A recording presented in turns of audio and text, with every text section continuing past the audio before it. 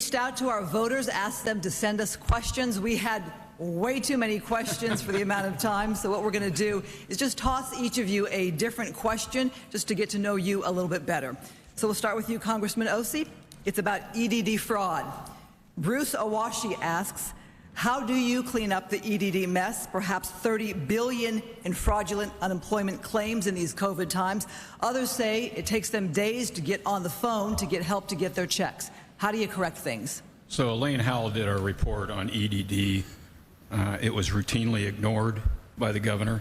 So this really does lay right at Governor Newsom's feet. I doubt if he's even read the report. 114 pages filled with recommendations. This is not rocket science. Every large and small business in the state of California has measures in place to prevent inappropriate payouts for false invoices and the like. Every single large and small business in this state has a practice, if they're successful, of answering the phone in a timely manner. Those are the two critical pieces to this. Let's figure out, by going and looking at other entities that have large employee pools or large sales volumes, how do they prevent fraud? And let's incorporate those measures into the EDD process. And secondarily, just answer the damn phone, all right? Just answer the damn phone. That's a soundbite right there. All right, thank you. Mayor Faulkner, the question for you is crime. We all know that shootings are up, homicides as well. Susan Nelson asks about Prop 47. It changed a number of felonies to misdemeanors, basically theft under $950 to a misdemeanor. Voters approved that, though, in 2014. So what would you do about crime? We're ready to overturn that. Every California family deserves to be safe, to feel safe, and to have a safe neighborhood.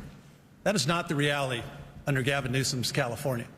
As you rightfully point out, crime right now, violent crime is at a 13-year high. Murders are up 30%. And yet we have a governor who doesn't seem to think that it's a problem, won't talk about it. We have a governor who comes out and supports defunding the police movement. I stood up to the defund the police movement.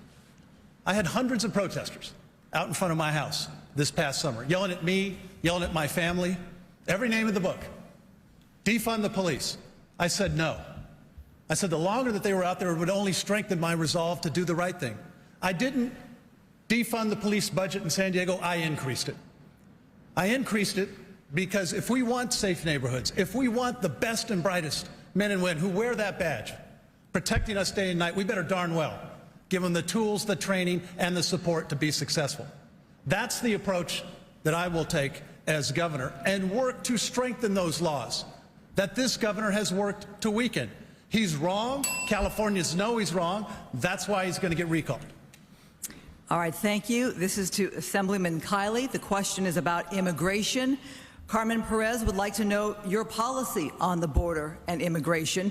And another question came in, would you send the National Guard to our border, our southern border?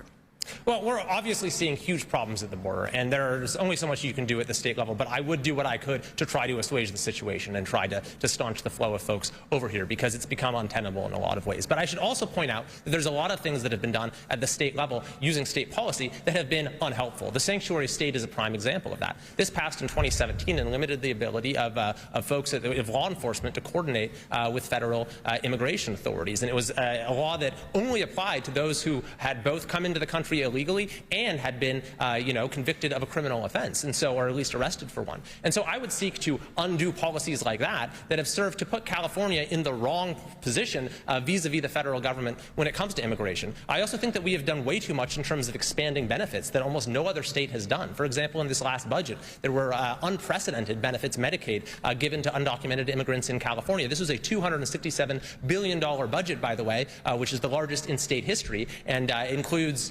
record levels of funding in a variety of ways, but does very little to actually get our state moving in the right direction and get us the economic recovery that we need. All right, we thank you for your time. The question now, Mr. Cox, is to you. It is a business question.